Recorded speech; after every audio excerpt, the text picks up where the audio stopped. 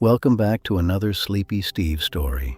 Before we drift off tonight, remember to subscribe to help Steve-O out, and I will keep making more sleepy stories to help you study gently, revise quietly, and settle your mind at the end of the day.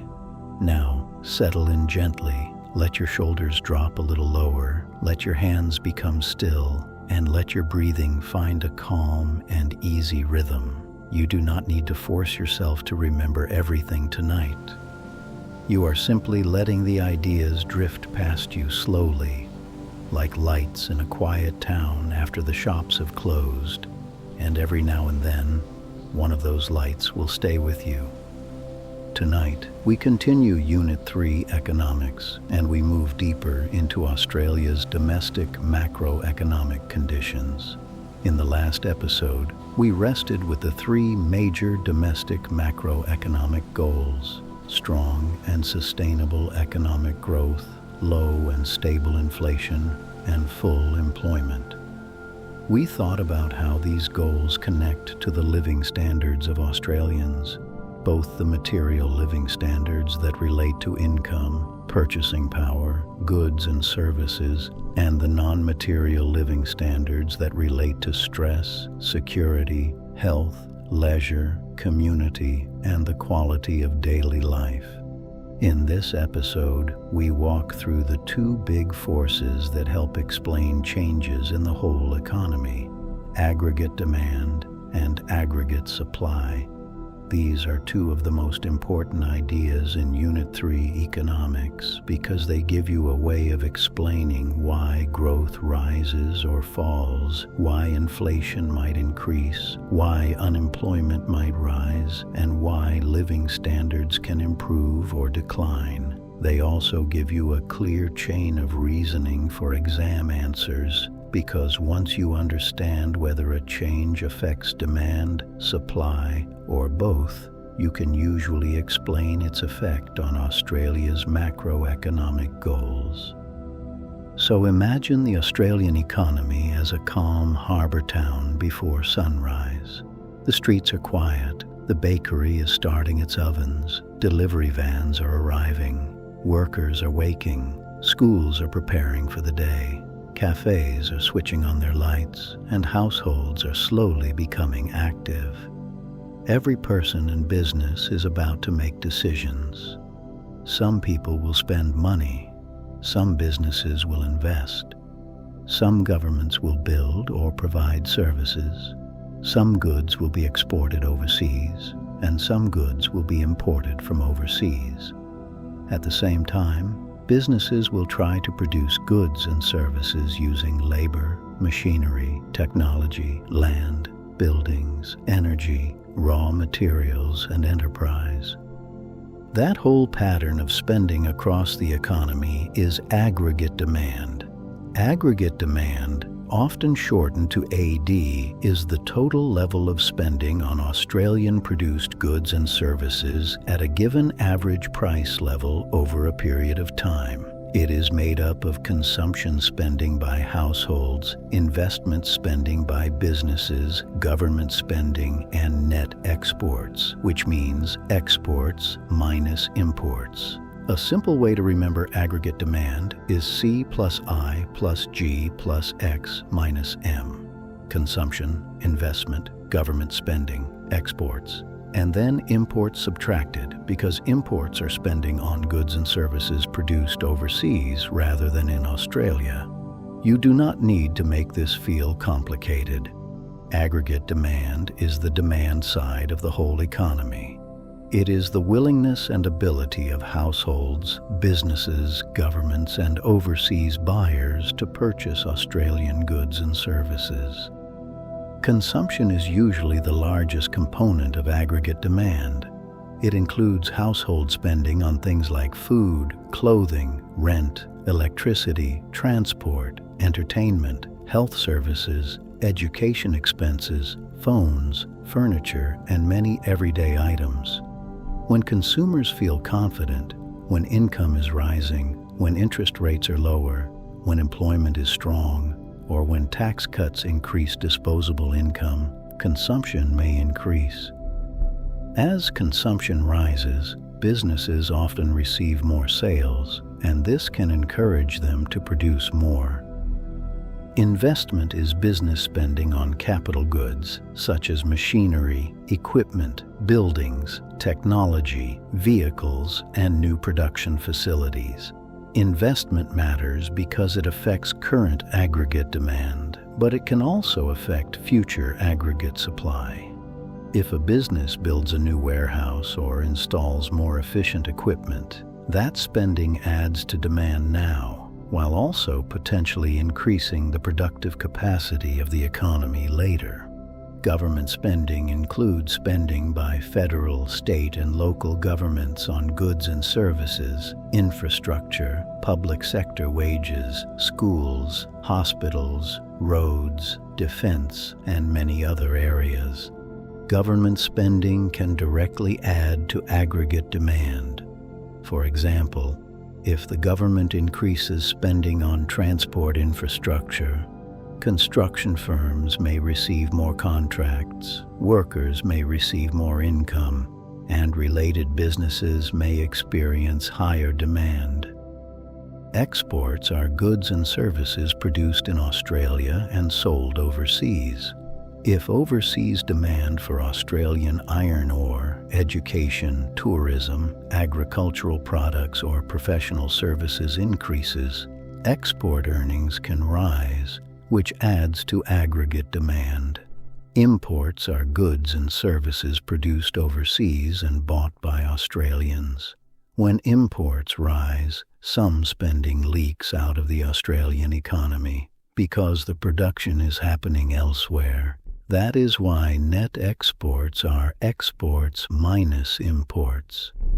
Now, let the idea rest for a moment.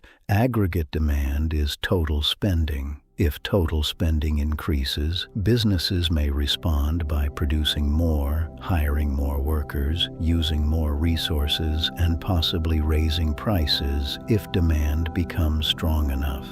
If total spending decreases, businesses may reduce production, hire fewer workers, or even reduce staff, and price pressures may ease. Aggregate supply, often shortened to AS, is the total quantity of goods and services that producers in an economy are willing and able to supply at a given average price level over a period of time. It is the production side of the whole economy. While aggregate demand asks how much spending is flowing through the economy, aggregate supply asks how much can the economy produce. Aggregate supply is influenced by the quantity and quality of resources available, the productivity of labor and capital, the level of technology, production costs, wages, energy prices, regulations, taxation, skills, infrastructure, and business confidence. If businesses can produce more efficiently, or if there are more skilled workers, better technology, stronger infrastructure, or lower input costs, aggregate supply can increase.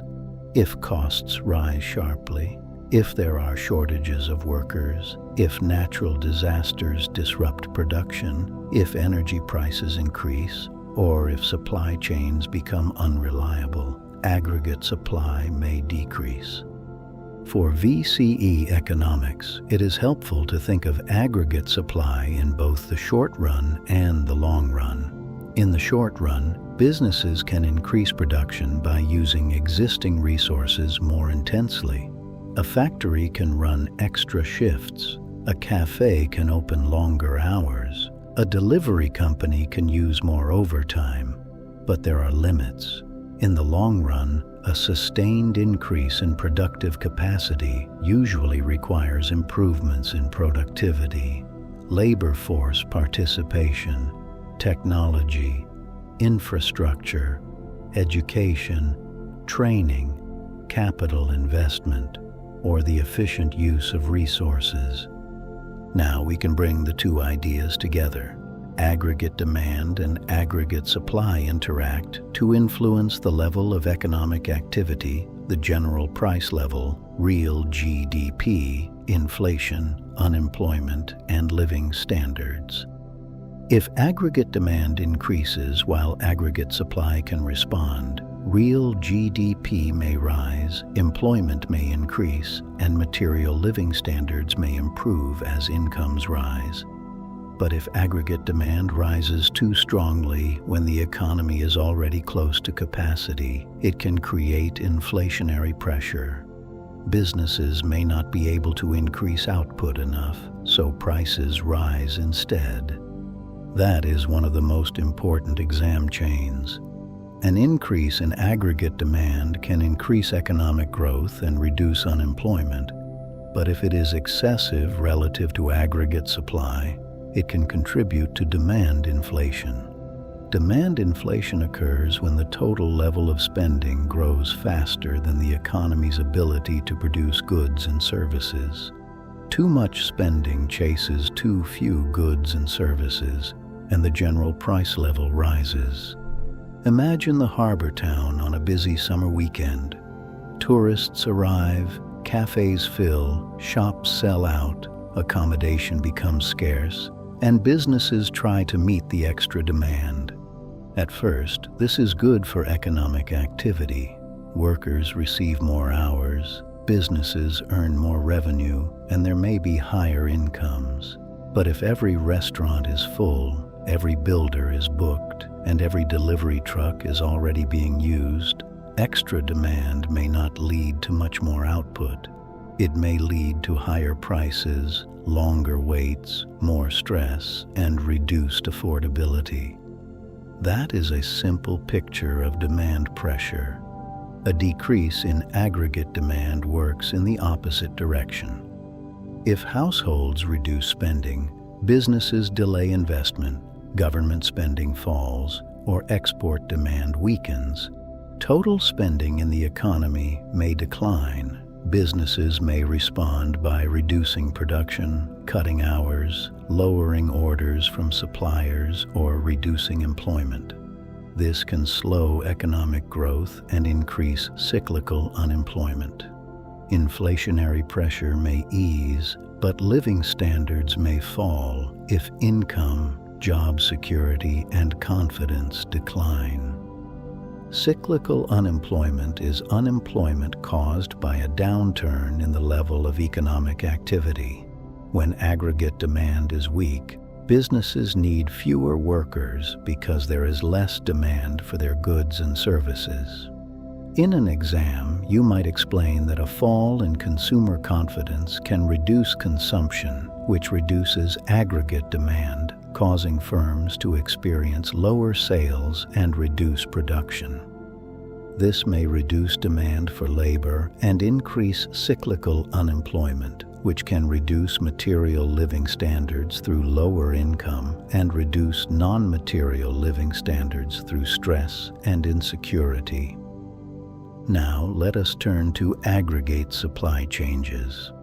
An increase in aggregate supply means the economy can produce more goods and services, often at a lower cost or with greater efficiency. This can support strong and sustainable growth because real GDP can rise without the same level of inflationary pressure. If productivity improves, businesses may produce more output from the same inputs or the same output with fewer inputs. This can reduce cost pressures, improve competitiveness, increase profits, support employment, and improve living standards. Productivity is a key bridge between aggregate supply and living standards. Productivity means output per unit of input. Labor productivity, for example, refers to output per hour worked. If workers become more skilled, if technology improves, if transport systems reduce delays, or if businesses adopt better methods, productivity can increase. Higher productivity can increase aggregate supply because the economy becomes more capable of producing goods and services.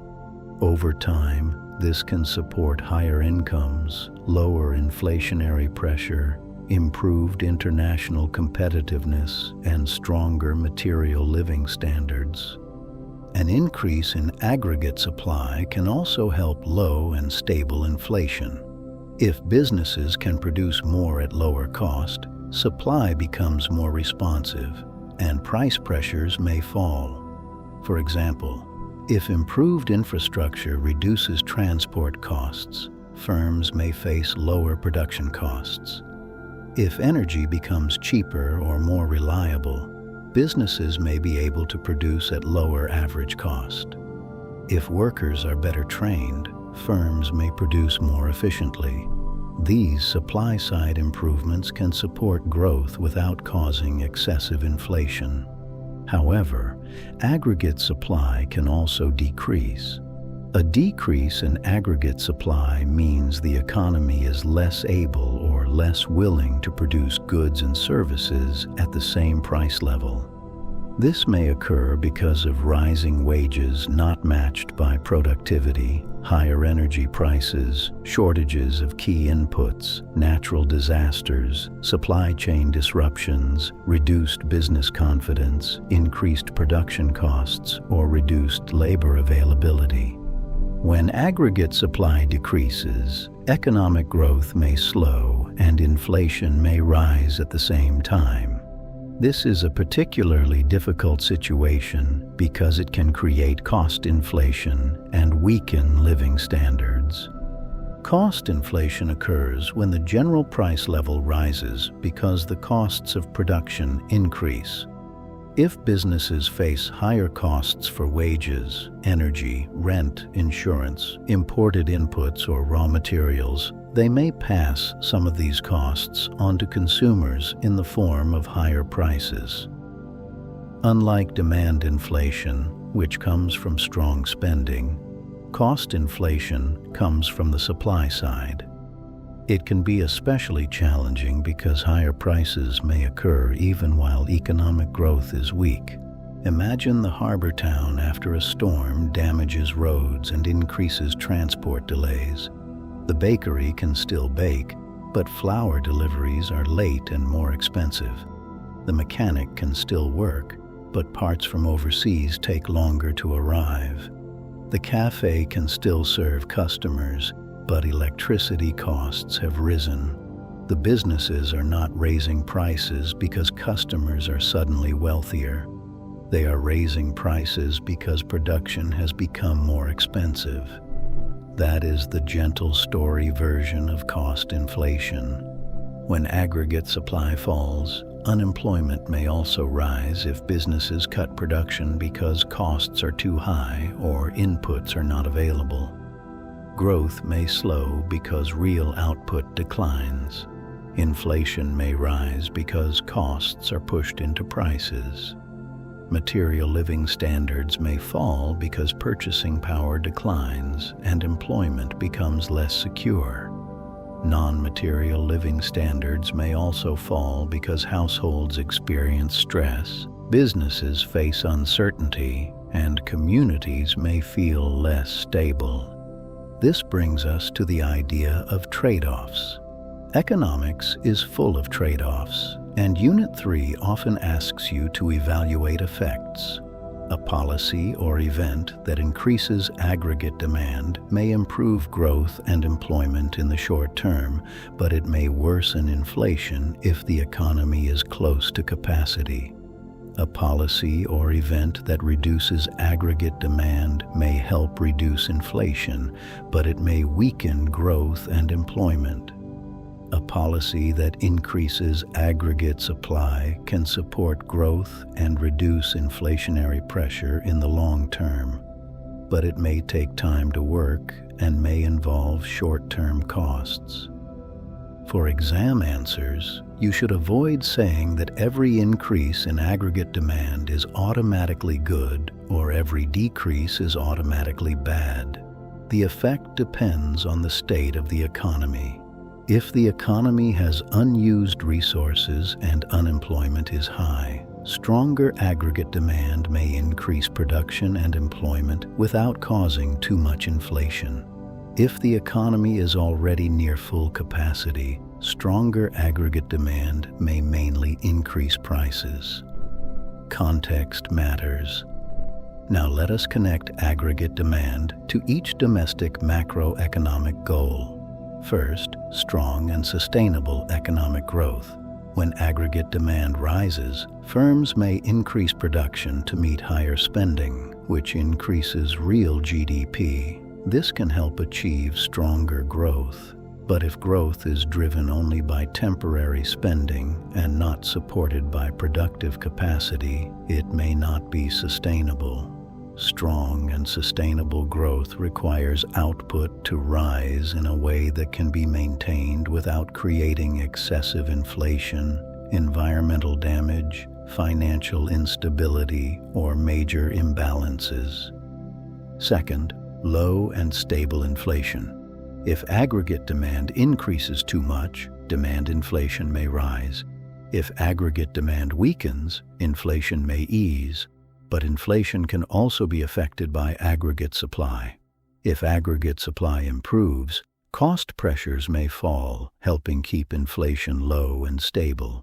If aggregate supply decreases because production costs rise, cost inflation may increase, even if demand is not especially strong. Third, full employment. When aggregate demand increases, businesses may need more workers to produce more goods and services, which can reduce cyclical unemployment. When aggregate demand falls, businesses may reduce their need for workers, increasing cyclical unemployment. Aggregate supply also matters because a more productive and flexible economy can support employment over time, especially if workers have the skills needed by businesses. Now, let us consider living standards. Higher aggregate demand can improve material living standards if it leads to more output, more employment, higher incomes, and greater access to goods and services. But if aggregate demand causes high inflation, purchasing power may fall, especially for households whose incomes do not rise as quickly as prices. This can reduce material living standards because people can buy fewer goods and services with the same income. Higher aggregate demand can also affect non-material living standards. Stronger employment can reduce stress and improve security, but excessive demand can also increase work pressure, congestion, overtime, and environmental strain. Again, the answer depends on the details. You are not just memorizing a direction, you are explaining a chain. Higher aggregate supply can improve living standards by allowing the economy to produce more goods and services at lower cost, supporting higher real incomes and easing inflationary pressure. It can also improve non-material living standards if supply-side improvements involve better infrastructure, cleaner technology, improved skills, or more efficient services. But some supply-side changes can create adjustment costs. For example, new technology can increase productivity but may require workers to retrain, and some workers may feel insecure during the transition. In Unit 3 Economics, the words material and non-material living standards should feel natural to you. Material living standards refer to the ability of people to access goods and services. They are affected by income, employment, prices, purchasing power, and access to resources. Non-material living standards refer to aspects of well-being that are not directly measured by income or consumption, such as leisure time, health, happiness, safety, equality, environmental quality, stress levels, and social connection. So when you explain a change in aggregate demand or aggregate supply, try to finish by linking to one or both types of living standards. For example, an increase in aggregate demand may increase output and employment, increasing household incomes and therefore material living standards. It may also improve non-material living standards if job security improves and financial stress falls. However, If the increase in demand contributes to inflation, purchasing power may fall, reducing material living standards, while cost of living stress may reduce non-material living standards. Now, let us practice a calm exam-style chain. Suppose consumer confidence rises. If households feel more confident about their future income and employment, they may increase consumption spending. This increases aggregate demand because consumption is a component of AD. Firms may experience higher sales, increase production, and employ more workers. This can increase real GDP and reduce cyclical unemployment, helping Australia move closer to strong and sustainable growth and full employment. Material living standards may rise due to higher income and greater access to goods and services. However, if the economy is already near capacity, stronger demand may contribute to demand inflation, reducing purchasing power. Here is another chain. Suppose global oil prices rise sharply. Oil and fuel are important inputs for transport and production. Higher fuel prices increase costs for many firms, reducing aggregate supply because businesses are less willing or able to supply goods and services at the same average price level. Firms may pass higher costs on to consumers, causing cost inflation. At the same time, production may slow and unemployment may rise in affected industries. Material living standards may fall because prices rise and purchasing power decreases, and non-material living standards may fall because households and firms experience greater financial stress. Here is one more. Suppose the government invests in education and training that improves workforce skills over time. In the short term, government spending can add to aggregate demand. In the longer term, improved skills can increase labor productivity and aggregate supply. This can increase productive capacity, support stronger sustainable growth, ease inflationary pressure, and improve employment opportunities. Material living standards may improve through higher incomes and more goods and services, while non-material living standards may improve through job satisfaction, security, and broader life opportunities. Notice how each answer moves calmly from cause to component, to AD or AS, to economic activity, to macroeconomic goal, to living standards. That is a strong structure. You define the concept, identify the direction of change, explain the transmission, and then link to the goal or living standard. Now, there is another important distinction. Sometimes an event changes aggregate demand first. Sometimes it changes aggregate supply first. Sometimes it changes both. For example, higher interest rates are usually discussed as reducing aggregate demand because they increase borrowing costs and encourage saving, reducing consumption and investment. But over time, if higher interest rates reduce business investment, they may also weaken future aggregate supply by reducing growth in productive capacity.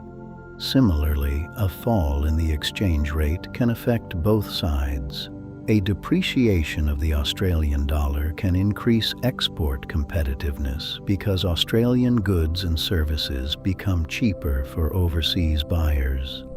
This may increase exports and aggregate demand, but it can also increase the cost of imported inputs, which may increase production costs and reduce aggregate supply, creating cost inflation.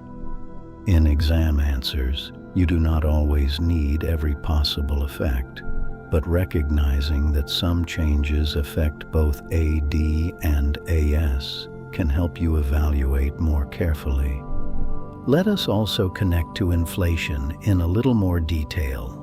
Inflation is a sustained increase in the general price level.